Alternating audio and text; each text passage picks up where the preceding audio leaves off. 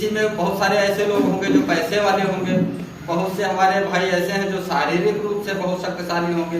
इन सबको मिलकर के जो कॉम्बो बनता है, एक जो यूनिटी बनती है, वो बहुत पावरफुल होती है। उस संगठन में पैसे वाले होते हैं, ज्ञान वाले भी होते हैं, शारीरिक रूप से भी सक्षम लोग होते हैं। इसलिए संगठन सबसे शक्तिमान होता है। संघे शक्ति सर्वदा, ऐसा लिखा गया है। तो ये कोई भांग के नशे में नहीं लिखा गया है, पूरा अनुभव में लिखा गया है वाक्य। तो इसलिए संगठन जरूरी है। अच्छा, कुछ लोग हम लोगों को इधर उधर बरगलाते हैं कि अरे खाली एक जाति से क्या होगा, सब जातियों को लेकर के चलना चाहिए। तो उनके लिए यही कहना है कि हम किसी जात से ईर्ष्या भाव नहीं रखते। बात समझिएगा, किसी जात से हमारा कोई ईर्ष्या भाव नहीं है, ना किसी से झगड़ा है।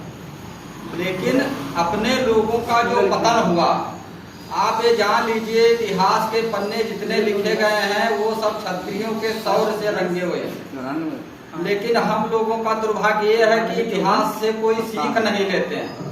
रट्टा मार पढ़ाया तो गया है, तो ज्यादातर इतिहास है एडिटेड पढ़ाया गया। बहुत सारी चीजें जो हम लोगों को एक्चुअल में बतानी चाहिए थी वो बताई नहीं गई, हिडन रखी गई, छिपाई गई है।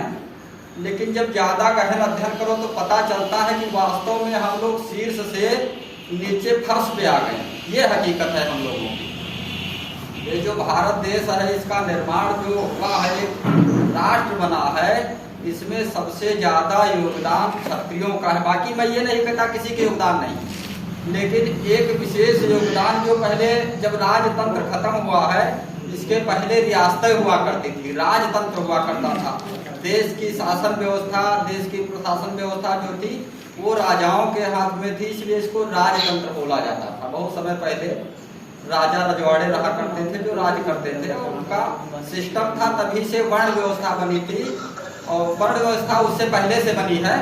लेकिन ये सिस्टम जरूर बनाया गया था कि कौन व्यक्ति क्या कर सकता है, उसको उस हिसाब से कार्यभार सौंपा जाता था। धीरे धीरे जब ये देश आजाद हुआ और प्रजातंत्र को प्राथमिकता देने का नाम आया, तो सबसे पहले आया कि प्रजातंत्र तो तभी आएगा जब राजतंत्र खत्म हो जाए।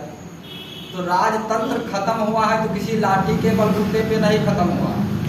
उनको देश की और राष्ट्र की भावना कूट कूट के भरी थी कि अगर देश के निर्माण में हमको अपनी रियासतें, अपने राज्यों का विलय करना पड़े तो हम करेंगे, लेकिन भारत का निर्माण होना चाहिए। भारत देश अपना बचना चाहिए, समृद्धशाली होना चाहिए, शक्तिशाली होना चाहिए। तो आंकड़ों के अनुसार लगभग 625 रियासतें, राज्य मिलकर के, छोटे बड़े राज्य रजवाड़े मिलकर के राज्यों को विलय कर दिया कि भारत जो है प्रजातांत्रिक देश बने, इसमें लोकतंत्र हो। लेकिन अभी लोकतंत्र में सही से चीजें है नहीं। अब सिस्टम तो ये चल रहा है कि जिसकी जितनी संख्या भारी उसकी उतनी हिस्सेदारी। अभी लोकतंत्र का एक्चुअल फार्मूला, वास्तविक फार्मूला वही।